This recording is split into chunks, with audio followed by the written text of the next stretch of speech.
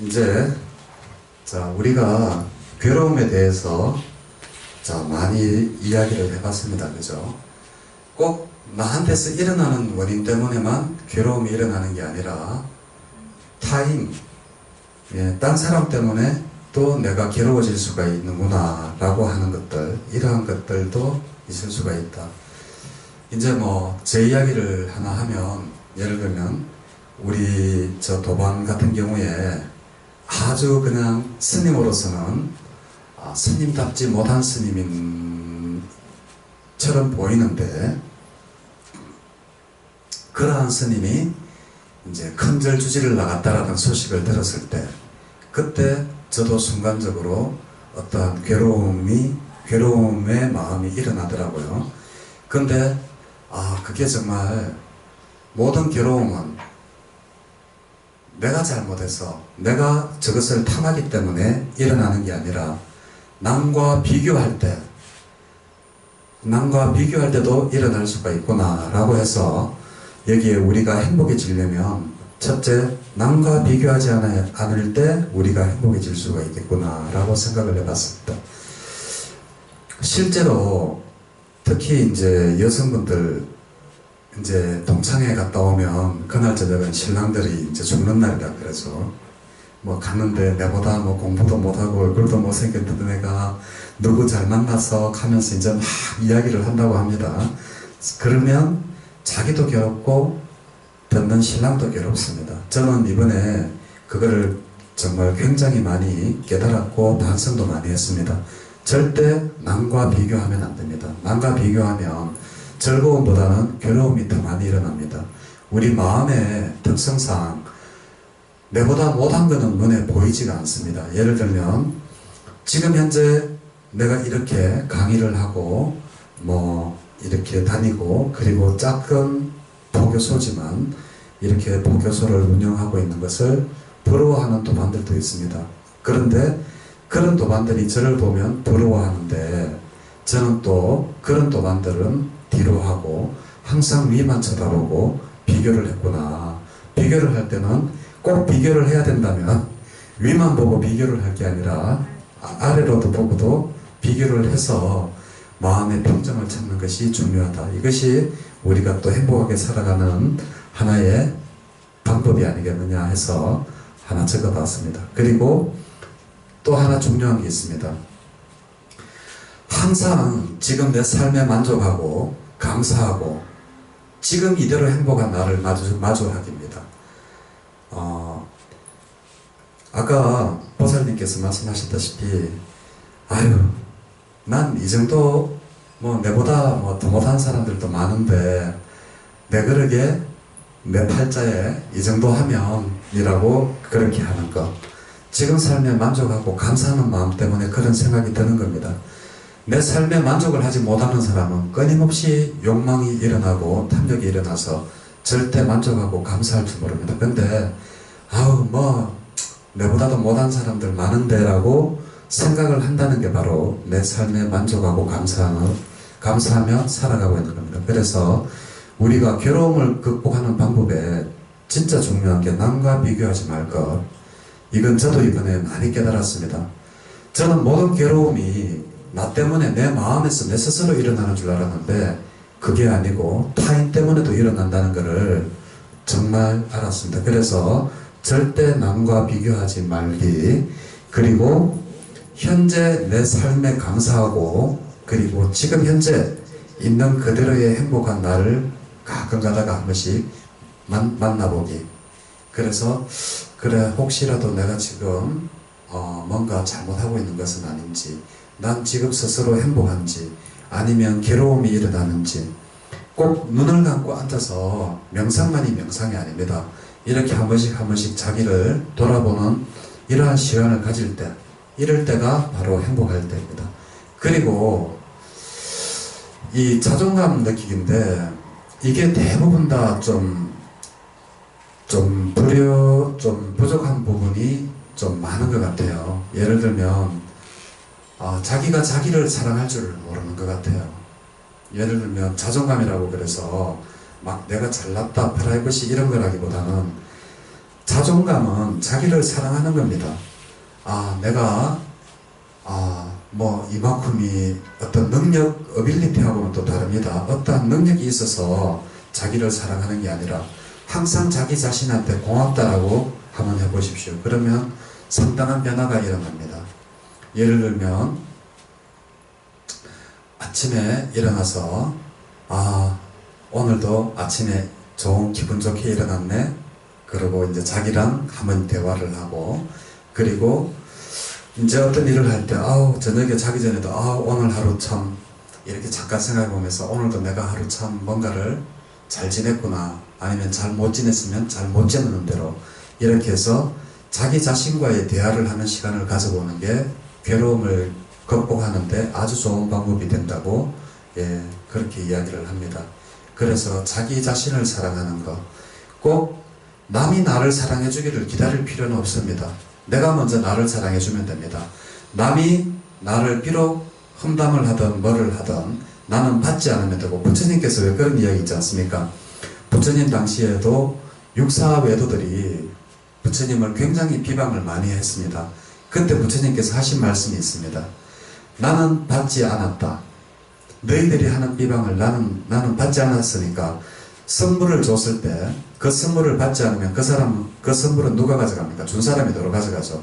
그래서 육사 외도들한테 부처님이, 육사 외도들이 부처님을 향해서 막 이렇게 험담을 하고 욕을 할 때 부처님께서 나는 받지 않았다, 이 말을 하셨듯이 자기 자신을 주위에서 뭐라고 하든 간에 나는 내가 어떤 사람이라고 스스로 그림을 그리지 마세요. 나는 완고한 사람, 나는 고집이 센 사람, 나는 이거를 나는 한번 이렇게 화를 내면 오래 가는 사람, 이렇게 선을 정하지 말고 정말 자기 자신을 이렇게 한 번씩 돌아보고 자기 자신한테 하루에 한 번씩이라도 칭찬을 한 번씩 해줘 보세요.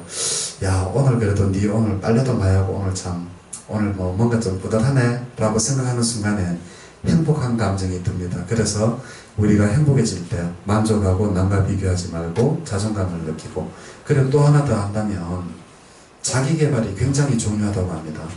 사람들이 언제 가장 무기력해지고 우울증에 빠지는가 하면 스스로 자기가 정체되어져 있다고 느낄 때가 굉장히 괴롭다라고 합니다.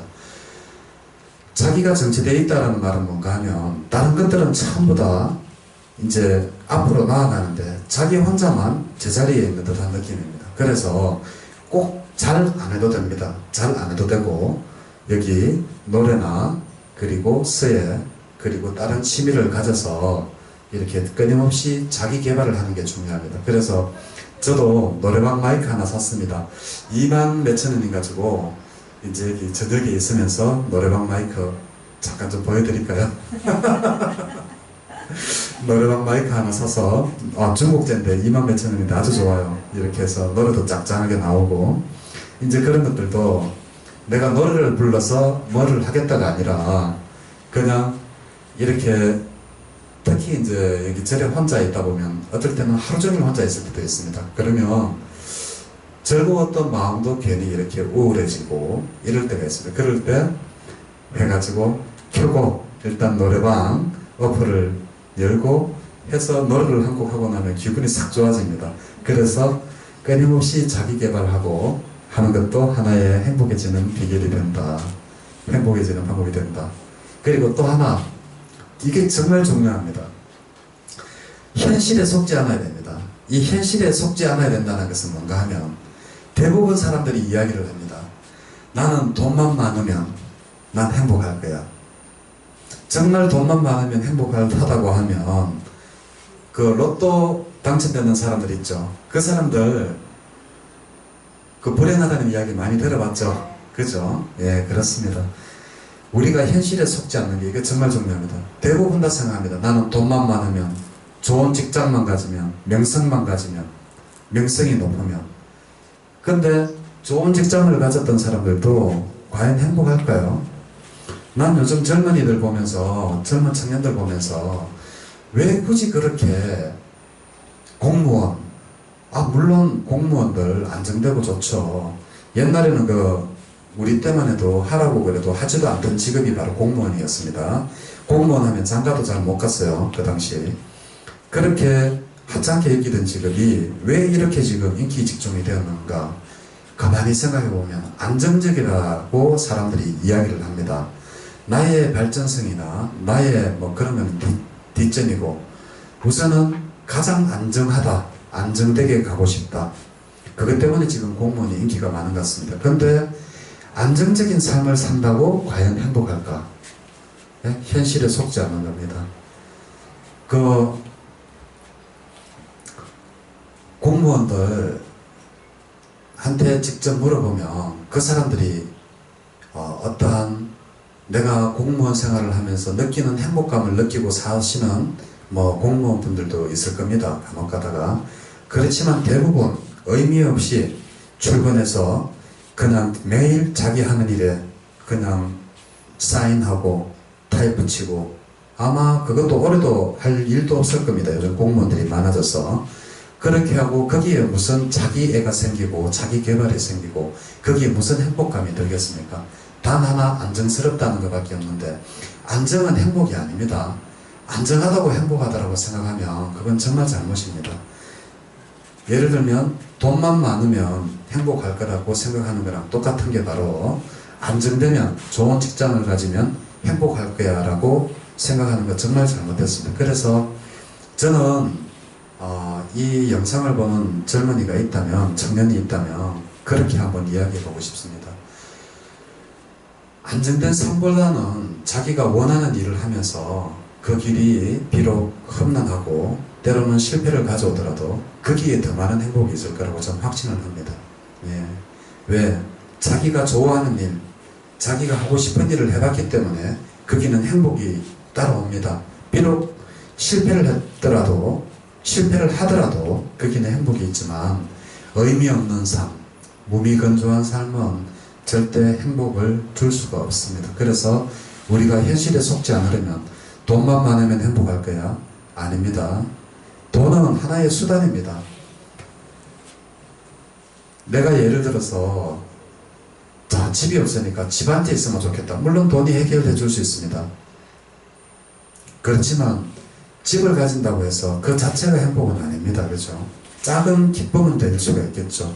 예를 들면 그래서 그런 말이 있잖아요. 뭐 하루가 즐거우려면 목욕을 하고 한 달이 즐거우려면 집을 사고 차를 사고 1년이 즐거우려면 집을 사라 이런 말이 있듯이 그것이 주는 기쁨은 이 행복감하고 또 다른 겁니다. 예, 그게 또 오래 갈 수도 없고 그래서 돈만 많으면 행복할 거라고 현실에 속지 않고 좋은 직장 가지면 안정된 직장 가지면 현실에 행복할 거라고 현실에 속지 않고 그리고 명성이 높아지면 행복할 거야. 저는 이 연예인들이나 사생활이 거의 보장이 되지 않죠. 국회의원들이나 그런 사람들이 과연 행복할까? 나는 그런 생각도 해봅니다. 왜냐하면 얼마나 불편하겠어요. 모든 행동에 제약도 받고. 근데 저 같은 경우에 어디를 가서 뭘 하든 아무도 모르지 않습니까? 이거 괜찮잖아요. 예. 그래서 현실에 속지 않은 이게 굉장히 중요한 게 우리가 행복하게 살아가는 방법 중에 하나입니다.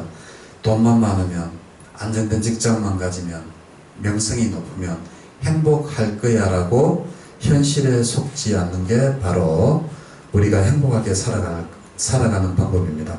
그리고 또 하나 덧붙여서 행복이 무엇인지 진짜 행복은 아까 전에 말씀을 드렸다시피 행복은 추상명사입니다.